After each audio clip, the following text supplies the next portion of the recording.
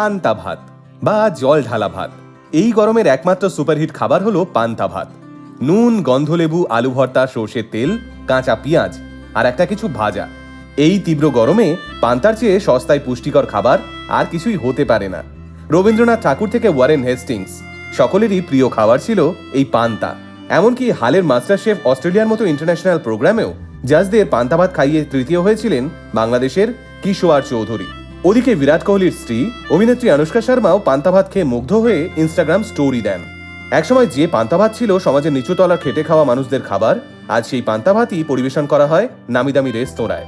তাহলে এই পান্তা ভাতের আসল ইতিহাস কি, আর কিভাবে পান্তা খেলে সেটা থেকে সবচেয়ে বেশি উপকারিতা পাওয়া যাবে, চলুন তাহলে আজকের ভিডিওতে সেই নিয়েই খানিক আড্ডা দেওয়া যাক। পান্তা ভাত বা ফার্মেন্টেড রাইস। বাইরে যখন তাপমাত্রা 43-44 ডিগ্রিতে পৌঁছে যাচ্ছে, তখন কাঁচা পেঁয়াজ, কাঁচা লঙ্কা, তেঁতুল আর আলু ভর্তা দিয়ে পান্তা ভাতই ভরসা গরিব নিম্নবিত্ত মানুষের। মধ্যবিত্ত এবং উচ্চবিত্তরা অবশ্য ইলিশ ভাজা, চিংড়ি ভাজা, পমফ্রেট ভাজা অথবা ডিম ভাজা ও বেগুন ভাজা সহ নানান সুস্বাদু পদ সহযোগে পান্তা ভাত খেয়ে থাকেন। ইতিহাস বলছে এই পান্তা ভাতের পথ চলা শুরু হয়েছিল 5000 বছর আগে। এমনকি রামায়ণের সময়কালে মুনি ঋষিরাও পান্তা ভাত খেয়ে জীবন ধারণ করতেন। পুরীর জগন্নাথ দেবকে আজও সুভাষ পাখালা নামক এক পান্তা ভাতের ভোগ নিবেদন করা হয়।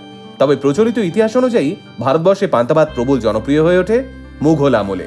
ওই আমলে বিভিন্ন সামাজিক এবং সাংস্কৃতিক অনুষ্ঠানে আগত অতিথিদের পান্তা ভাত খাওয়ানো হতো।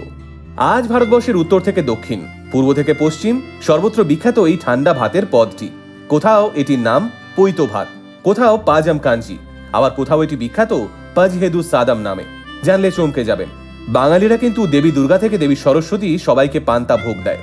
আবার বৈষ্ণবরা রাধাকৃষ্ণের সামনেও ভোগ হিসেবে পান্তা সাজিয়ে দেয়।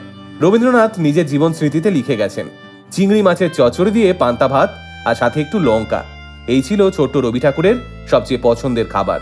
আবার এই চিংড়ি দিয়ে পান্তা খেয়েই খোদ ওয়ারেন হেস্টিংসও প্রেমে পড়েছিলেন বাঙালির জল ঢালা ভাতের। 1756 সালে যখন সিরাজউদ্দৌলা কলকাতা আক্রমণ করলেন, তখন ওয়ারেন হেস্টিংস ছিলেন একজন সামান্য ক্লার্ক। সিরাজউদ্দৌলার ভয়ে হেস্টিংস পালিয়ে গিয়ে লুকোলেন বাঙালি বন্ধু কৃষ্ণকান্ত নন্দীর বাড়িতে। প্রথম দিন দুপুরে ক্লান্ত ক্ষুধার্ত হেস্টিংসকে পান্তা ভাত আর কুচো চিংড়ি খেতে দিলেন কৃষ্ণকান্ত নন্দী। ব্যাস, ওই যে সেদিন হেস্টিংস পান্তা ভাতের প্রেমে পড়লেন, তারপর ভারতের বড়লাট হয়েও হেস্টিংস প্রায় নিয়মিত কুচো চিংড়ি আর পান্তা ভাত খেতেন। তবে পান্তা ভাত খাওয়ার আসল নিয়ম হচ্ছে, ভাত রান্না করে সেটিকে অন্তত 10-12 ঘন্টা জলে ভিজিয়ে রাখতে হবে। হাল ফ্যাশনের সঙ্গে তাল মেলাতে গিয়ে অনেকেই রান্না করার পর ভাতটাকে জলে ভিজিয়ে ঘন্টা খানেকের মধ্যে খেয়ে নেন। এতে পান্তার আসল উপকারিতা বা স্বাদ কিছুই পাওয়া যায় না। বৈজ্ঞানিকদের গবেষণা অনুযায়ী 12 ঘন্টা ভিজিয়ে রাখা 100 গ্রাম পান্তা ভাতে আয়রন, পটাশিয়াম, সোডিয়াম এবং ক্যালসিয়ামের আধিক্য পাওয়া যায়, যা এই গরমে শরীরে জলের অভাব দূর করে, তাপমাত্রার ভারসাম্য বজায় রাখে এবং আমাদের রক্তচাপ নিয়ন্ত্রণ করে। নিয়ম করে পান্তা খেলে নানান পেটের রোগ এবং কোষ্ঠকাঠিন্যতেও উপকার মেলে। আর তাই হয়তো গ্রামের দাওয়ায় বসে মেখে খাওয়া পান্তা আজ সোজা জায়গা করে নিয়েছে ভারতীয় ক্রিকেটের সুপারস্টার বিরাট কোহলির খাওয়ার টেবিলে। পান্তা ভাত নিয়ে আনুষ্কা শর্মার এই ইনস্টাগ্রাম স্টোরি অন্তত সেই কথাই প্রমাণ করে।